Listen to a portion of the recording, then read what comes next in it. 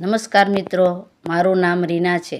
હું વિધવા છું અને મારી ઉંમર હજુ માત્ર 27 વર્ષની છે.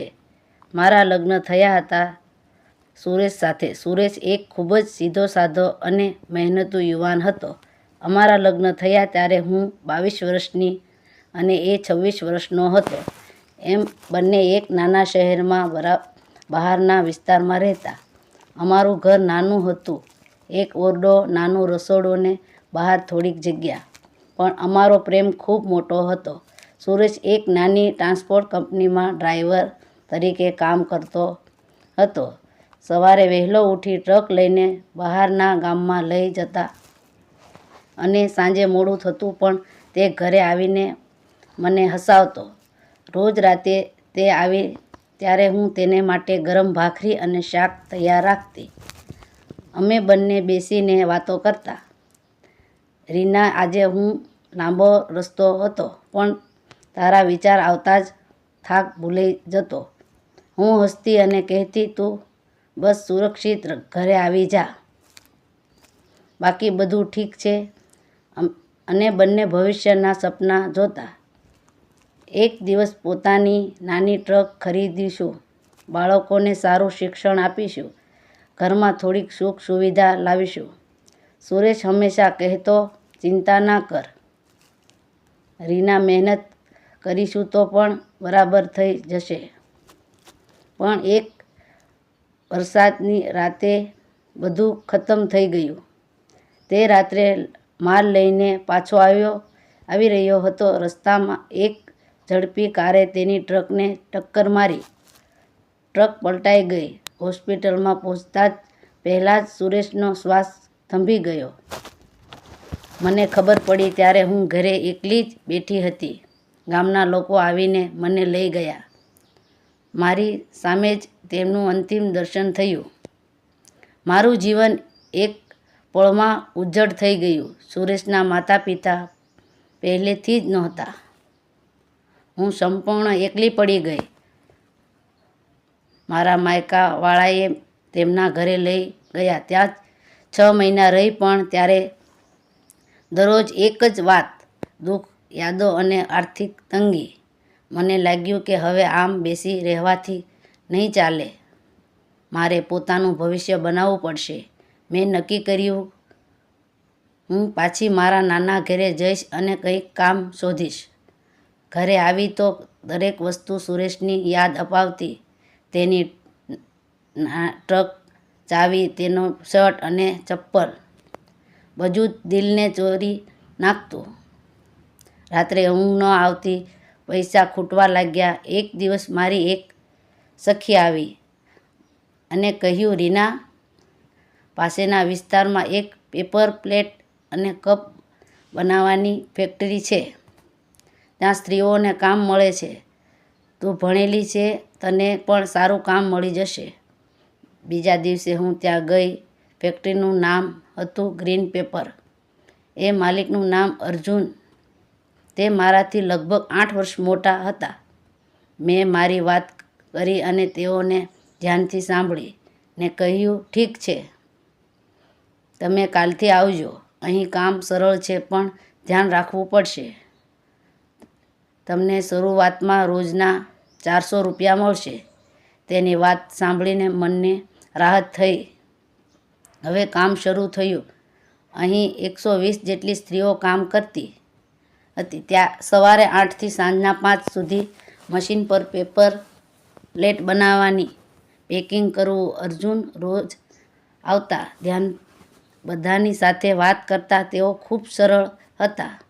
હું ભણેલી હોવાને કારણે તેઓને મને બિલિંગ અને ઓર્ડર લેવાનું કામ સોંપ્યું. પછી ધીમે ધીમે મેં દુકાનો અને હોટલમાં નવા ઓર્ડર મોકલવા લાગ્યા. મારી બોલવાની રીત અને આત્મવિશ્વાસથી લોકો પ્રભાવિત થયા. ફેક્ટરીનું કામ વધવા લાગ્યું. અર્જુન મને ખૂબ પ્રોત્સાહન આપતા. ઘણી વખત તેઓ મને પોતાના કારમાં દૂરના વિસ્તારમાં લઈ જતા. રસ્તામાં વાતો થતી. તેઓ કહેતા કે તેમની પત્ની પણ 5 વર્ષ પહેલાં અકસ્માતમાં ગુજરી ગઈ હતી. તેઓ પણ એકલા જીવન જીવી રહ્યા હતા. ધીમે ધીમે અમારી વચ્ચે એક અંજાણ્યું બંધન બંધાયું. બીજી સ્ત્રીઓને આ બધું પસંદ નહોતું. તેઓ ચૂપચાપ ટીકા કરતી, ઈર્ષા કરતી, પણ હું મારા કામમાં લાગેલી રહી. એક દિવસ અર્જુને કહ્યું, રીના, કાલે આપણે દૂર એક મોટા શહેરમાં જવાનું છે. નવા ગ્રાહકોને મળવાનું છે. કદાચ રાત્રે ત્યાં જ રોકાવું પડશે. મેં થોડું વિચારીને હા પાડી. બીજા દિવસે તેઓ પોતે કાર ચલાવી. અમે દિવસભર દુકાનો અને હોટલોમાં ગયા, ઓર્ડર લીધા. સાંજે એક સારી હોટલમાં રોકાયા. તેને 2 અલગ રૂમ બુક કરાવ્યા. પણ મને એકલા રહેવાનો ખૂબ ડર લાગ્યો. મેં કહ્યું, અર્જુન, મને એકલા રહેવામાં ખૂબ ડર લાગે છે. તેણે સમજીને 2 બેડવાળો એક રૂમ બુક કર્યો.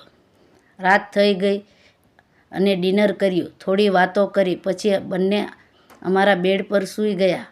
પણ અમને ઊંઘ ન આવી.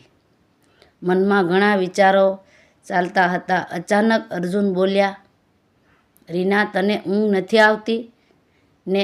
મેં કહ્યું, ના.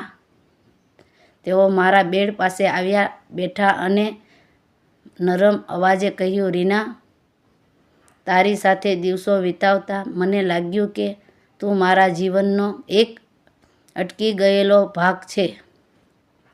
તારી હિંમત જોઈને મને નવી તાકાત મળી છે. મારી સાથે વાત કરતાં મને શાંતિ મળે છે. હું તને પ્રેમ કરું છું. શું તું મારી સાથે આગળનું જીવન વિતાવવા તૈયાર છે? મારી આંખો ભીની થઈ ગઈ. મેં કહ્યું, અર્જુન, હું એક સામાન્ય વિધવા છું. તમે આટલી મોટી ફેક્ટરી ચલાવો છો. લોકો શું કહેશે? સમાજ ક્યારેય સ્વીકારશે નહીં. તેઓએ મારો હાથ પકડ્યો અને દ્રઢ અવાજે કહ્યું, રીના, મને સમાજની પરવા નથી. મને ફક્ત તારી જરૂર છે. તારું દિલ સાચું છે, તારી મહેનત સાચી છે, બાકી બધું બહારનું છે.